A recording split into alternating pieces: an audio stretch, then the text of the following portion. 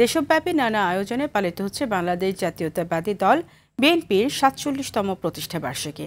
প্রতিষ্ঠাবার্ষিকীর তৃতীয় দিনেও বর্ণাঢ্য আয়োজনের মধ্য দিয়ে উদযাপিত হচ্ছে দিনটি।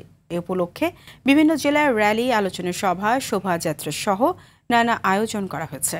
প্রতিনিধিদের পাঠানো তথ্যচিত্রে আরও জানাচ্ছেন আব্দুল হামিদ।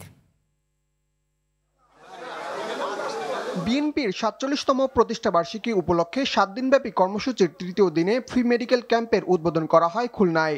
ড্যাবের সার্বিক সহযোগিতায় এর উদ্বোধন করেন মহানগর বিএনপি সভাপতি শফিকুল আলম মনা। প্রতিষ্ঠাবার্ষিকী উপলক্ষে বরিশাল সদর উপজেলা বিএনপির উদ্যোগে আলোচনা ও দোয়া মোনাজাত অনুষ্ঠিত হয় নগরীর অশ্বিনী কুমার হলে।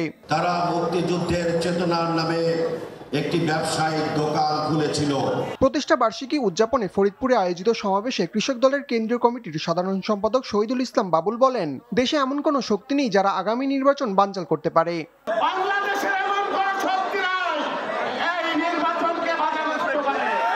মানিকগঞ্জের ঘিওরে শোভাযাত্রা ও সমাবেশ অনুষ্ঠিত হয়।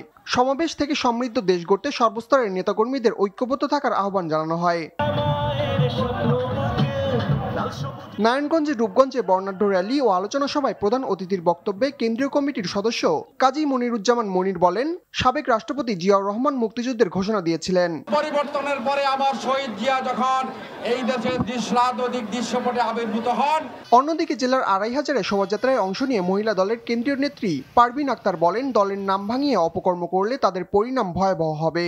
তাদের পরিণাম আরো ভয়াবহ হবে। এছাড়া বিএনপির প্রতিষ্ঠাবার্ষিকী উপলক্ষে বর্ণাঢ্য র্যালি ও সমাবেশ অনুষ্ঠিত হয় গাজীপুরের কালিয়াকৈর, ফেনীর পরশুরাম, সিরাজগঞ্জের শাহজাদপুর, বগুড়ার সারিয়াকান্দি, ব্রাহ্মণবাড়িয়ার আখাউড়া, বাগেরহাটের মোংলা, পটুয়াখালীর রাঙাবালি, ময়মনসিংহের ভালুকা এবং ঢাকার সাভারে।